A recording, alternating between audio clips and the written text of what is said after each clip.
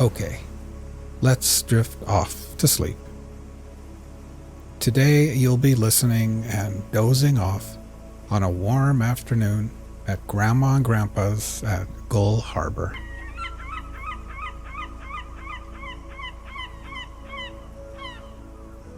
Imagine for a second that you are lying down on a warm futon mattress at one end of a screened-in porch.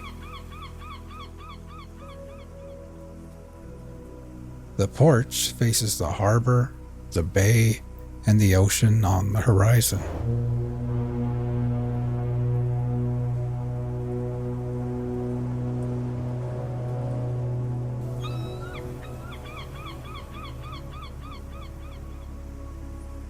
The mattress is nestled into a corner and is part of a cozy little reading nook prepared just for kids.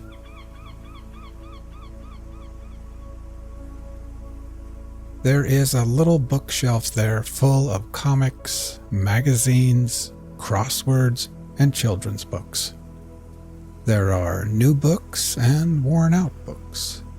The Hardy Boys, Nancy Drew, books about dinosaurs and horses and sea life, and all kinds of stories about kids getting into summer adventures together.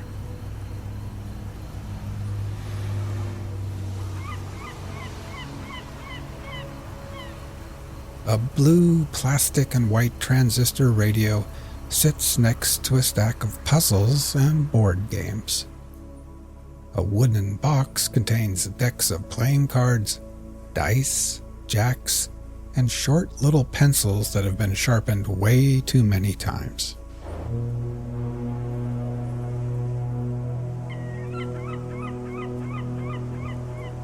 Now, while imagining laying here, let's get nice and relaxed. First, close your eyes and just become aware of your breathing, feeling your chest gently rise and fall again.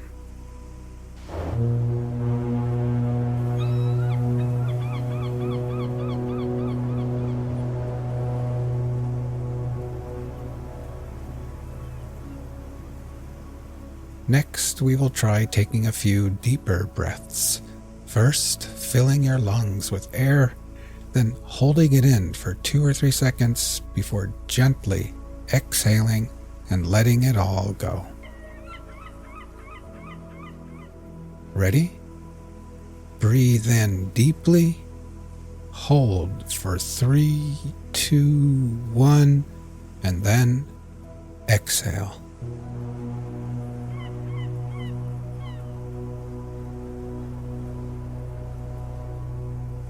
One more time. Breathe in deeply, hold for 3, 2, 1, and exhale.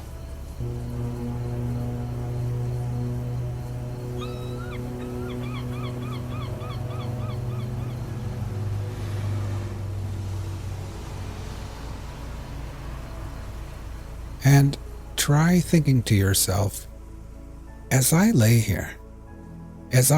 here at Gull Harbor, I can feel gravity's pull tugging me gently back towards Earth. With every exhale, I can feel my feet, my ankles, calves, knees, and my legs becoming heavier and more relaxed.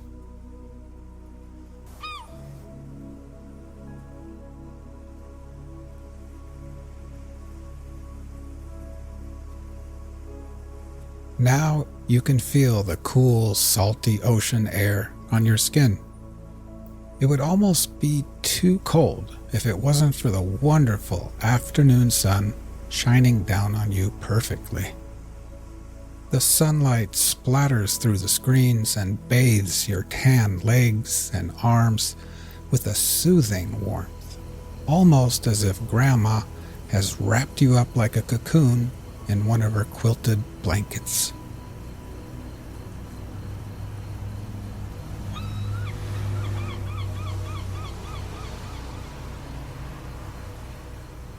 Inside the house, the TV is on, and you can hear Grandma and Grandpa moving around after lunch.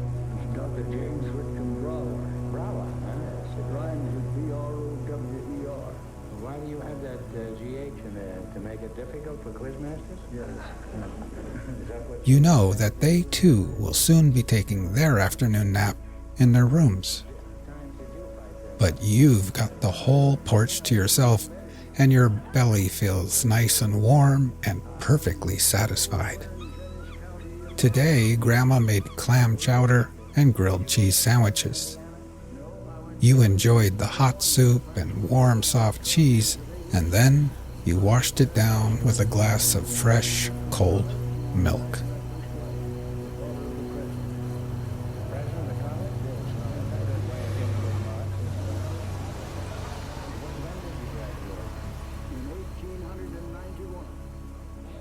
Now, try taking a few more deep breaths. First, filling your lungs with air, holding it there briefly before gently exhaling and letting it all go. Ready? Breathe in deeply, hold for 3, 2, 1, and then exhale.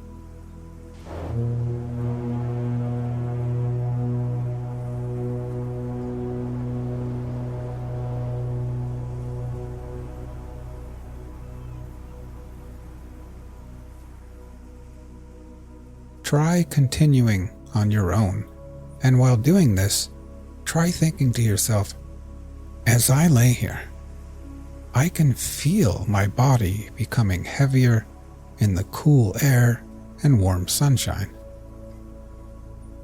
With each exhale, I can feel my hands and arms and my torso becoming heavier and heavier and more relaxed.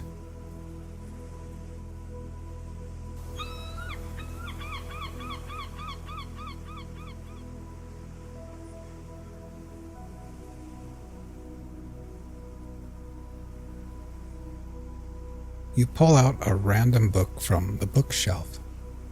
This one is called Summer Friends, and on the cover is a picture of a little girl in a red dress with white polka dots. She's sitting in grass with flowers all about, and she's shaking the paw of a bunny rabbit while a white duck looks on and a little frog jumps through the air. You decide that you're just too sleepy to read right now, so you set the book down and lay back and think about the day. It's no wonder you're sleepy and tired. In the morning, after breakfast, Grandma rubbed coconut-scented sunscreen on your face and arms, and then Grandpa took you with him in the old rusty truck to the hardware store.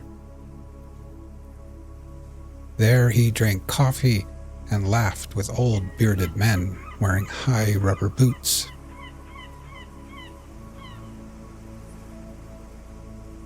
Then you went with him to the docks at the harbor, where he showed you the best place to buy fresh clams, crab, and fish.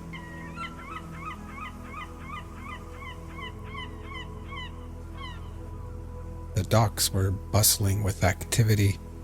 Wooden boats creaked against the tide, fishermen shouted to one another, and the air was thick with the scent of salt water, fresh fish, and diesel.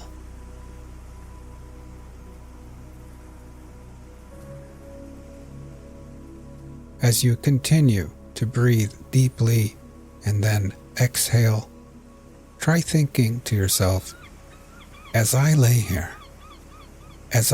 here, my whole body feels heavy and relaxed. With every exhale, I can feel gravity pulling me back towards Earth gently.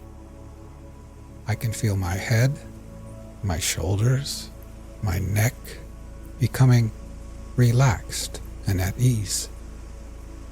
And my legs are heavy and at peace with gravity's pull. Now my whole body, my legs and feet, my arms and hands, my torso, my head and neck and shoulders, my whole body is completely at peace, relaxed, and at ease.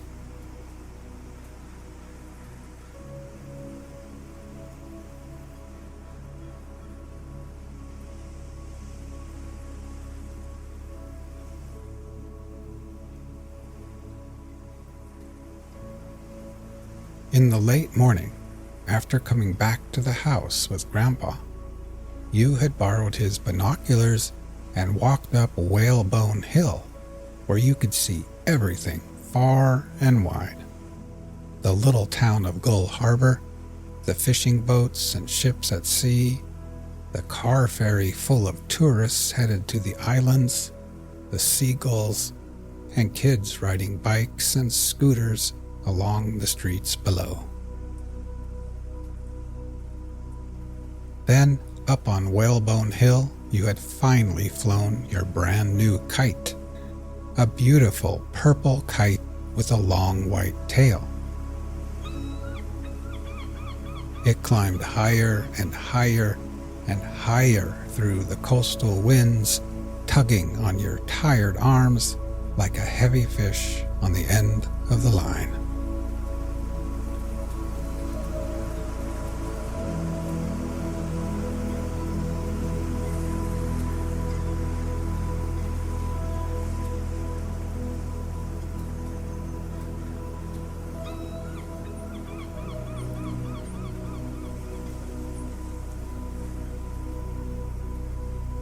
But now, so drowsy, laying under the sun on the porch, after a long morning of adventures in the crisp, fresh coastal air, you pick up the transistor radio and dial into a random station.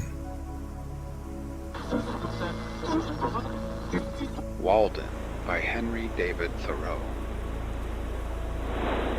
Where I lived and what I lived for. At a certain season of our life, And then we are accustomed to you set the radio consider down, every spot as the lay place back, of excitement of and close your eyes. I have thus surveyed the country on every side within a dozen miles of where I live. In imagination, I have bought all the farms in succession, for all were to be bought, and I knew their price.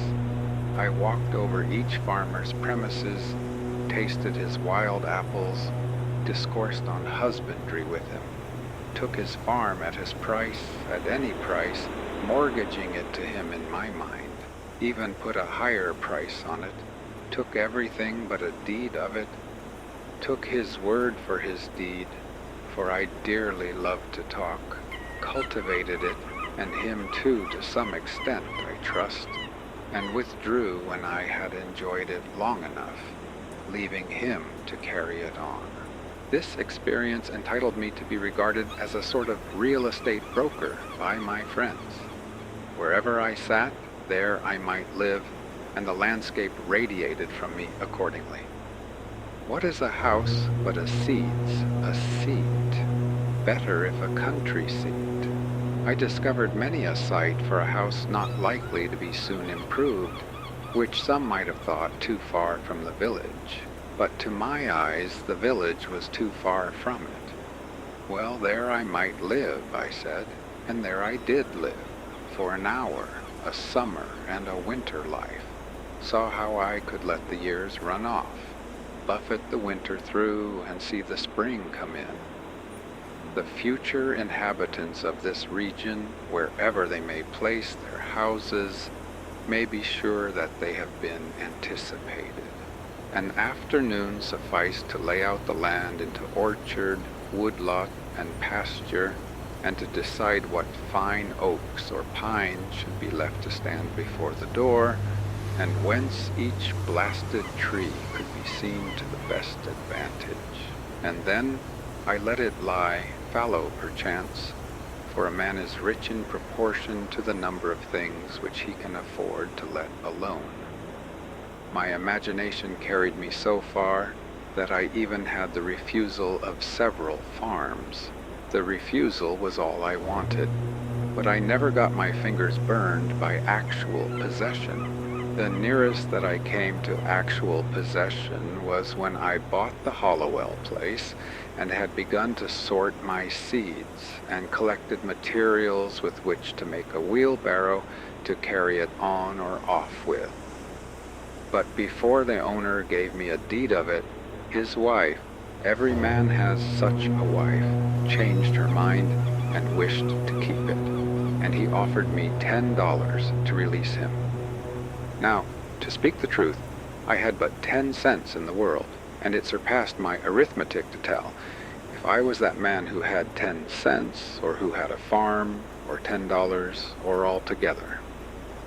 However, I let him keep the $10 and the farm too, for I had carried it far enough, or rather, to be generous, I sold him the farm for just what I gave for it, and, as he was not a rich man, made him a present of $10, and still had my 10 cents and seeds and materials for a wheelbarrow left.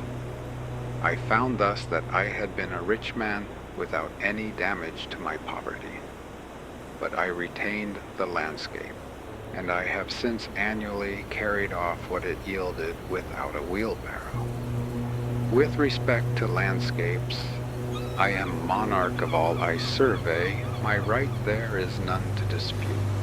I have frequently seen a poet withdraw, having enjoyed the most valuable part of a farm, while the crusty farmer supposed that he had got a few wild apples only. Why, the owner does not know it for many years, when the poet has put his farm in rhyme. The most admirable kind of invisible fence has fairly impounded it, milked it, skimmed it, and got all the cream, and left the farmer only the skimmed milk. The real attractions of the Hollowell farm to me were its complete retirement being about 2 miles from the village, half a mile from the nearest neighbor, and separated from the highway by a broad field. Its bounding on the river, which the owner said protected it by its fogs from frosts in the spring, though that was nothing to me. The gray color and ruinous state of the house and barn, and the dilapidated fences which put such an interval between me and the last occupant, the hollow and lichen-covered apple trees gnawed by rabbits, showing what kind of neighbors I should have, but above all, the recollection I had of it from my earliest voyages up the river, when the house was concealed behind a dense grove of red maples, through which I heard the house dog bark. I was in haste to buy it before the proprietor finished getting out some rocks, cutting down the hollow apple trees and grubbing up some young birches which had sprung up in the pasture, or in short, had made any more of his improvements. To enjoy these advantages, I was ready to carry it on, like Atlas to take the world on my shoulders. I never heard what compensation he received for that, and do all those things which had no other motive or excuse but that I might pay for it and be unmolested in my possession of it. For I knew all the while that it would yield the most abundant crop of the kind I wanted if I could only afford to let it alone. But it turned out as I have said. All that I could say then with respect to farming on a large scale, I have always cultivated a garden, was that I had had my seeds ready.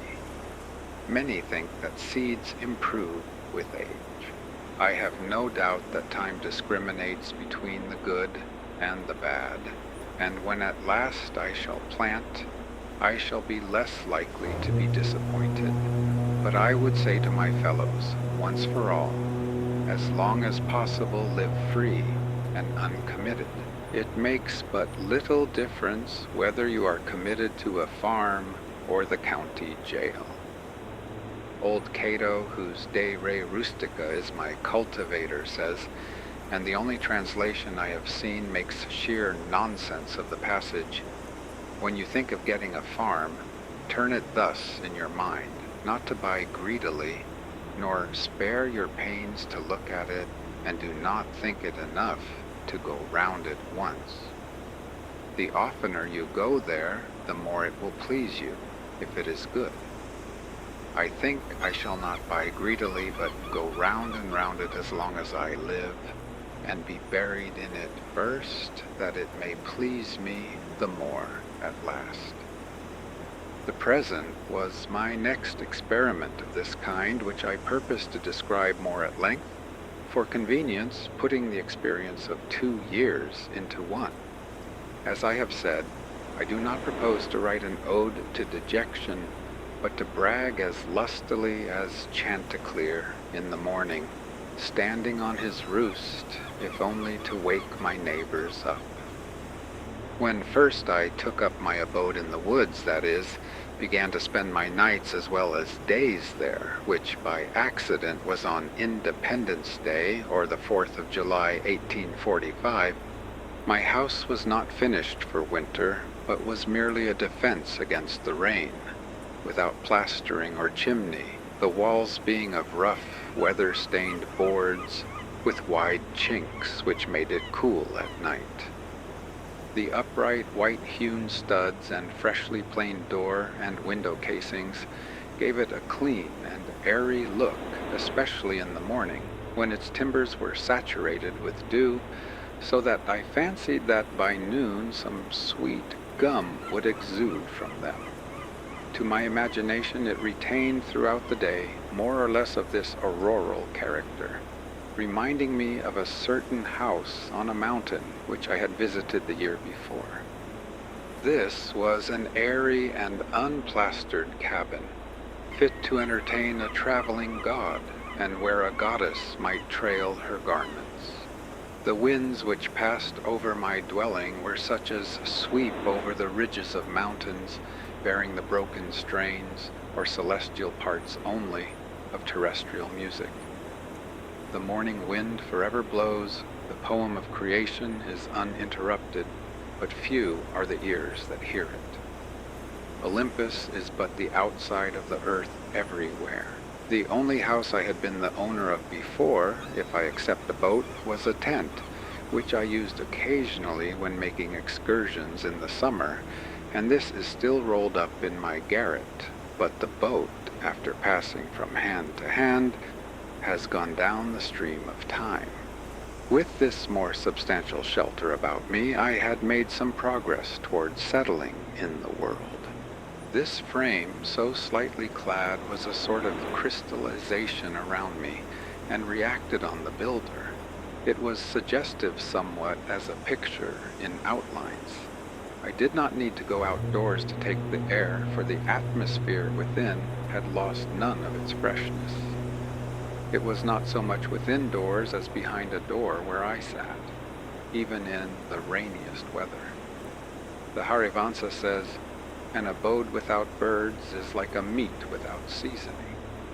Such was not my abode, for I found myself suddenly neighbor to the birds, not by having imprisoned one, but having caged myself near them.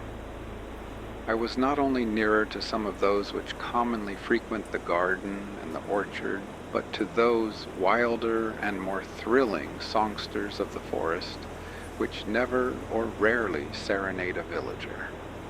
The wood thrush, the veery, the scarlet tanager, the field sparrow, the whippoorwill, and many others. I was seated by the shore of a small pond about 1.5 miles south of the village of Concord, and somewhat higher than it in the midst of an extensive wood between that town and Lincoln, and about 2 miles south of that our only field known to fame, Concord Battleground. But I was so low in the woods that the opposite shore, 1/2 mile off, like the rest, covered with wood, was my most distant horizon. For the first week, whenever I looked out on the pond, it impressed me like a tarn high up on the side of a mountain. its bottom far above the surface of other lakes, and as the sun arose, I saw it throwing off its nightly clothing of mist, and here and there, by degrees, its soft ripples or its smooth reflecting surface was revealed, while the mists, like ghosts, were stealthily withdrawing in every direction into the woods, as at the breaking up of some nocturnal conventicle. The very dew seemed to hang upon the trees later into the day than usual, as on the sides of mountains. This small lake was of most value as a neighbor in the intervals of a gentle rainstorm in August, when, both air and water being perfectly still, but the sky overcast, mid-afternoon had all the serenity of evening, and the wood thrush sang around, and was heard from shore to shore. A lake like this is never smoother than at such a time, and the clear portion of the air above it being shallow and darkened by clouds, the water, full of light and reflections, becomes a lower heaven itself, so much the more important.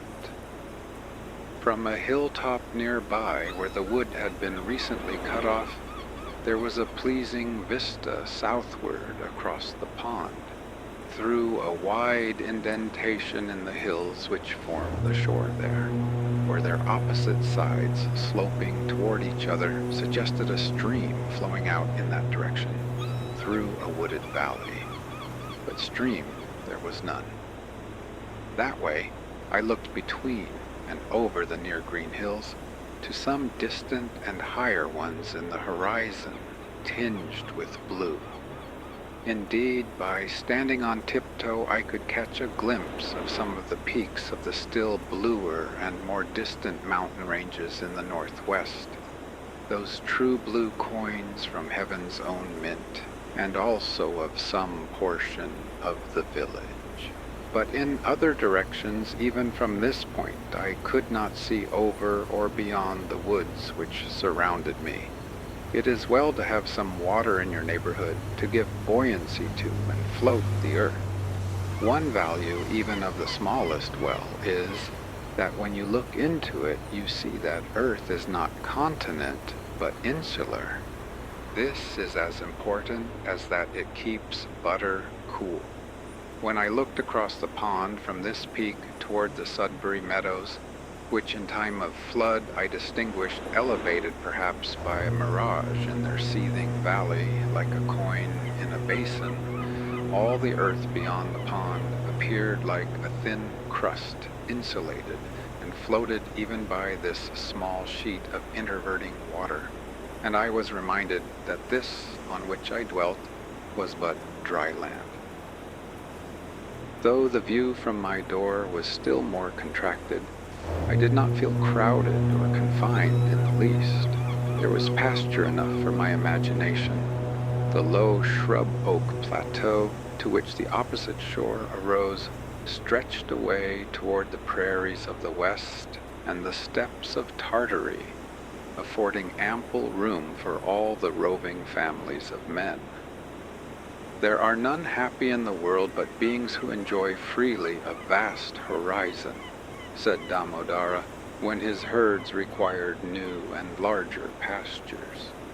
Both place and time were changed, and I dwelt nearer to those parts of the universe and to those eras in history which had most attracted me. Where I lived was as far off as many a region viewed nightly by astronomers.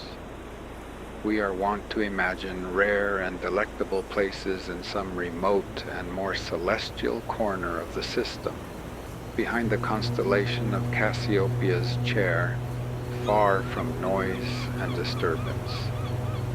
I discovered that my house actually had its site in such a withdrawn but forever new and unprofaned part of the universe.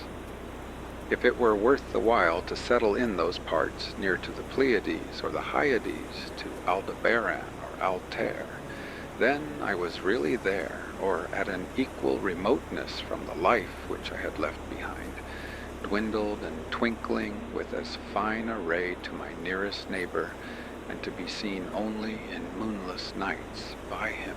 Such was that part of creation where I had squatted. There was a shepherd that did live, and held his thoughts as high as were the mounts whereon his flocks did hourly feed him by. What should we think of the shepherd's life if his flocks always wandered to higher pastures than his thoughts? Every morning was a cheerful invitation to make my life of equal simplicity, and I may say innocence, with nature herself. I have been as sincere a worshipper of Aurora as the Greeks. I got up early and bathed in the pond. That was a religious exercise, and one of the best things which I did. They say that characters were engraven on the bathing tub of King Ching Thang to this effect: renew thyself completely each day. Do it again and again and forever again. I can understand that. Morning brings back the heroic ages. I was as much affected by the faint hum of a mosquito making its invisible and unimaginable tour through my apartment at earliest dawn, when I was sitting with door and windows open, as I could be by any trumpet that ever sang of fame. It was Homer's Requiem, itself an Iliad and Odyssey in the air, singing its own wrath and wanderings. There was something cosmical about it, a standing advertisement, till forbidden, of the everlasting vigor and fertility of the world. The morning, which is the most memorable season of the day, is the awakening hour. Then there is least somnolence in us, and for an hour at least some part of us awakes which slumbers all the rest of the day and night. Little is to be expected of that day, if it can be called a day, to which we are not awakened by our genius, but by the mechanical nudgings of some servitor, are not awakened by our own newly acquired force and aspirations from within, accompanied by the undulations of celestial music, instead of factory bells, and a fragrance filling the air, to a higher life than we fell asleep from. And thus the darkness bear its fruit and prove itself to be good, no less than the light. That man who does not believe that each day contains an earlier, more sacred and auroral hour than he has yet profaned, has despaired of life and is pursuing a descending and darkening way. After a partial cessation of his sensuous life, the soul of man, or its organs rather, are reinvigorated each day, and his genius tries again what noble life it can make. All memorable events, I should say, transpire in morning time and in a morning atmosphere. The Vedas say, all intelligences awake with the morning. Poetry and art and the fairest and most memorable of the actions of men date from such an hour. All poets and heroes like Memnon are the children of Aurora and emit their music at sunrise. To him whose elastic and vigorous thought keeps pace with the sun, the day is a perpetual morning. It matters not what the clocks say, or the attitudes and labors of men. Morning is when I am awake and there is a dawn in me. Moral reform is the effort to throw off sleep. Why is it that men give so poor an account of their day if they have not been slumbering? They are not such poor calculators. If they had not been overcome with drowsiness, they would have performed something. The millions are awake enough for physical labor, but only 1 in a million is awake enough for effective intellectual exertion, only 1 in 100 millions to a poetic or divine life. To be awake is to be alive. I have never yet met a man who was quite awake. How could I have looked him in the face? We must learn to reawaken and keep ourselves awake, not by mechanical aids, but by an infinite expectation of the dawn, which does not forsake us in our soundest sleep. I know of no more encouraging fact than the unquestionable ability of man to elevate his life by a conscious endeavor. It is something to be able to paint a particular picture or to carve a statue, and so to make a few objects beautiful, but it is far more glorious to carve and paint the very atmosphere and medium through which we look, which morally we can do. To affect the quality of the day, that is the highest of arts. Every man is tasked to make his life, even in its details, worthy of the contemplation of his most elevated and critical hour. If we refused, or rather used up, such paltry information as we get, the oracles would distinctly inform us how this might be done. I went to the woods because I wished to live deliberately, to front only the essential facts of life and see if I could not learn what it had to teach, and not, when I came to die, discover that I had not lived. I did not wish to live what was not life. Living is so dear. Nor did I wish to practice resignation unless it was quite necessary. I wanted to live deep and suck out all the marrow of life, to live so sturdily and Spartan-like as to put to rout all that was not life, to cut a broad swath and shave close, to drive life into a corner and reduce it to its lowest terms. And if it proved to be mean, why then to get the whole and genuine meanness of it and publish its meanness to the world. Or if it were sublime, to know it by experience, and be able to give a true account of it in my next excursion. For most men, it appears to me, are in a strange uncertainty about it, whether it is of the devil or of God, and have somewhat hastily concluded that it is the chief end of man here to glorify God and enjoy him forever. Still, we live meanly, like ants, though the fable tells us that we were long ago changed into men. Like pygmies, we fight with cranes. It is error upon error, and clout upon clout, and our best virtue has for its occasion a superfluous and evitable wretchedness. Our life is frittered away by detail. An honest man has hardly need to count more than his 10 fingers, or in extreme cases he may add his 10 toes, and lump the rest. Simplicity, simplicity, simplicity. I say, let your affairs be as 2 or 3, and not 100 or 1,000. Instead of 1,000,000, count half a dozen, and keep your accounts on your thumbnail. In the midst of this chopping sea of civilized life, such are the clouds and storms and quicksands and 1,001 items to be allowed for, that a man has to live if he would not founder and go to the bottom and not make his port at all by dead reckoning. And he must be a great calculator indeed who succeeds. Simplify, simplify. Instead of 3 meals a day, if it be necessary, eat but 1.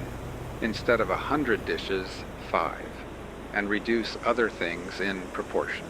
Our life is like a German confederacy, made up of petty states with its boundary forever fluctuating, so that even a German cannot tell you how it is bounded at any moment. The nation itself, with all its so-called internal improvements, which, by the way, are all external and superficial, is just such an unwieldy and overgrown establishment, cluttered with furniture and tripped up by its own traps, ruined by luxury and heedless expense, by want of calculation and a worthy aim as the 1,000,000 households in the land. And the only cure for it, as for them, is in a rigid economy, a stern and more than Spartan simplicity of life and elevation of purpose. It lives too fast. Men think that it is essential that the nation have commerce and export ice and talk through a telegraph and ride 30 miles an hour without a doubt whether they do or not. But whether we should live like baboons or like men is a little uncertain. If we do not get out sleepers and forge rails and devote days and nights to the work, but go to tinkering upon our lives to improve them, who will build railroads? And if railroads are not built, how shall we get to heaven in season? But if we stay at home and mind our business, who will want railroads? We do not ride on the railroad, it rides upon us. Did you ever think what those sleepers are that underlie the railroad? Each one is a man, an Irish man, or a Yankee man. The rails are laid on them, and they are covered with sand, and the cars run smoothly over them. They are sound sleepers, I assure you, and every few years a new lot is laid down and run over, so that if some have the pleasure of riding on a rail, others have the misfortune to be ridden upon. And when they run over a man that is walking in his sleep, a supernumerary sleeper in the wrong position, and wake him up, they suddenly stop the cars and make a hue and cry about it as if this were an exception. I am glad to know that it takes a gang of men for every 5 miles to keep the sleepers down and level in their beds as it is, for this is a sign that they may sometime get up again. Why should we live with such hurry and waste of life? We are determined to be starved before we are hungry. Men say that a stitch in time saves 9, and so they take 1,000 stitches today to save 9 tomorrow. As for work, we haven't any of any consequence. We have the Saint Vitus's dance, and cannot possibly keep our heads still.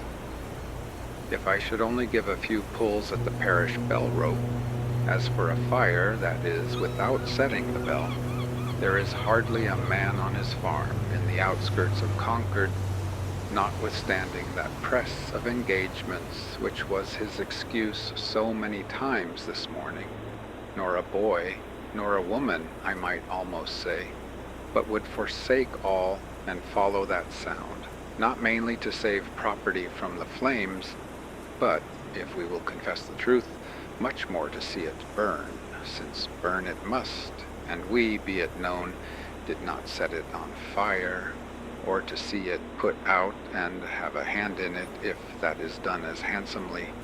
Yes, even if it were the parish church itself. Hardly a man takes a half-hour's nap after dinner, but when he wakes, he holds up his head and asks, "What's the news?" as if the rest of mankind had stood his sentinels. Some give directions to be waked every half hour, doubtless for no other purpose, and then, to pay for it, they tell what they have dreamed. After a night's sleep, the news is as indispensable as the breakfast. Pray tell me anything new that has happened to a man anywhere on this globe. And he reads it over his coffee and rolls, that a man has had his eyes gouged out this morning on the Wachito River, never dreaming the while that he lives in the dark, unfathomed mammoth cave of this world, and has but the rudiment of an eye himself. For my part, I could easily do without the post office. I think that there are very few important communications made through it. To speak critically, I never received more than 1 or 2 letters in my life. I wrote this some years ago that were worth the postage. The penny post is, commonly, an institution through which you seriously offer a man that penny for his thoughts, which is so often safely offered in jest. And I am sure that I never read any memorable news in a newspaper. If we read of one man robbed, or murdered, or killed by accident, or one house burned, or one vessel wrecked, or one steamboat blown up, or one cow run over on the Western Railroad, or one mad dog killed, or one lot of grasshoppers in the winter. We never need read of another. One is enough. If you are acquainted with the principle, what do you care for a myriad instances and applications? To a philosopher, all news, as it is called, is gossip, and they who edit and read it are old women over their tea. Yet not a few are greedy after this gossip. There was such a rush, as I hear, the other day at one of the offices to learn the foreign news by the last arrival, that several large squares of plate glass belonging to the establishment were broken by the pressure. News which I seriously think a ready wit might write a 12-month or 12 years beforehand with sufficient accuracy. As for Spain, for instance, if you know how to throw in Don Carlos and the Infanta and Don Pedro and Seville and Granada from time to time in the right proportions, they may have changed the names a little since I saw the papers, and serve up a bullfight when other entertainments fail, it will be true to the letter, and give us as good an idea of the exact state or ruin of things in Spain as the most succinct and lucid reports under this head in the newspapers. And as for England, almost the last significant scrap of news from that quarter was the Revolution of 1649. And if you have learned the history of her crops for an average year, you never need attend to that thing again, unless your speculations are of a merely pecuniary character.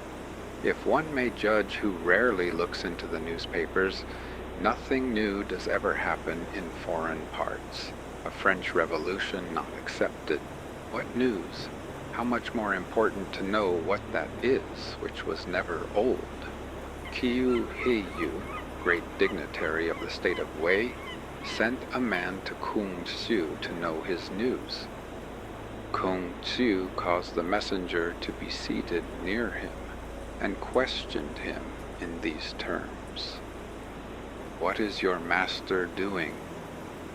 The messenger answered with respect, "My master desires to diminish the number of his faults, but he cannot come to the end of them." The messenger being gone, the philosopher remarked, "What a worthy messenger! What a worthy messenger!"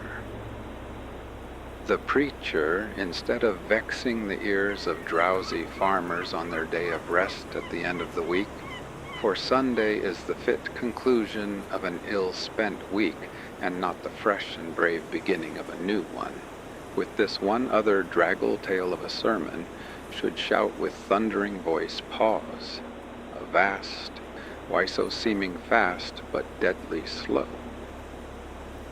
Shams and illusions are esteemed for soundest truths, while reality is fabulous. If men would steadily observe realities only, and not allow themselves to be deluded, life, to compare it with such things as we know, would be like a fairy tale and the Arabian Nights' entertainments. If we respected only what is inevitable and has a right to be, music and poetry would resound along the streets. When we are unhurried and wise, we perceive that only great and worthy things have any permanent and absolute existence, that petty fears and petty pleasures are but the shadow of the reality. This is always exhilarating and sublime. By closing the eyes and slumbering and consenting to be deceived by shows, men establish and confirm their daily life of routine and habit everywhere, which still is built on purely illusory foundations. Children who play life discern its true law and relations more clearly than men, who fail to live it worthily, but who think that they are wiser by experience, that is, by failure. I have read in a Hindu book that there was a king's son who, being expelled in infancy from his native city, was brought up by a forester, and growing up to maturity in that state, imagined himself to belong to the barbarous race with which he lived. One of his father's ministers, having discovered him, revealed to him what he was, and the misconception of his character was removed, and he knew himself to be a prince. So soul, continues the Hindu philosopher, from the circumstances in which it is placed, mistakes its own character until the truth is revealed to it by some holy teacher, and then it knows itself to be Brahmi. I perceive that we inhabitants of New England live this mean life, that we do because our vision does not penetrate the surface of things. We think that that is which appears to be.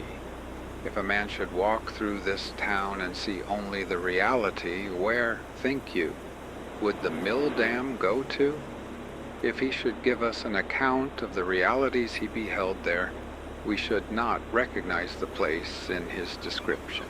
Look at a meeting house, or a courthouse, or a jail, or a shop, or a dwelling house, and say what that thing really is before a true gaze, and they would all go to pieces in your account of them. Men esteem truth remote, in the outskirts of the system, behind the farthest star, before Adam, and after the last man. In eternity there is indeed something true and sublime, but all these times and places and occasions are now and here. God himself culminates in the present moment and will never be more divine in the lapse of all the ages.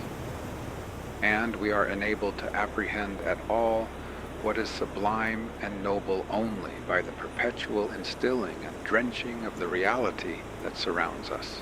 The universe constantly and obediently answers to our conceptions.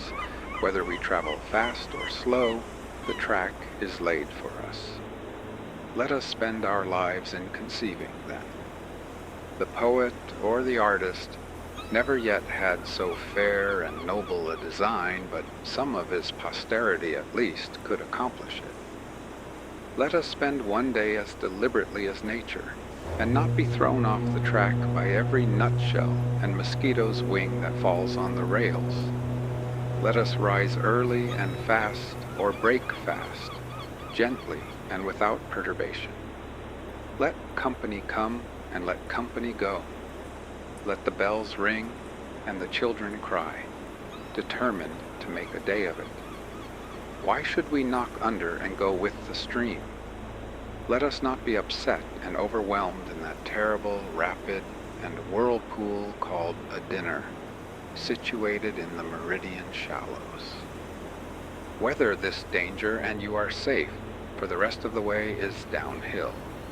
With unrelaxed nerves, with morning vigor, sail by it, look in another way, tied to the mast like Ulysses.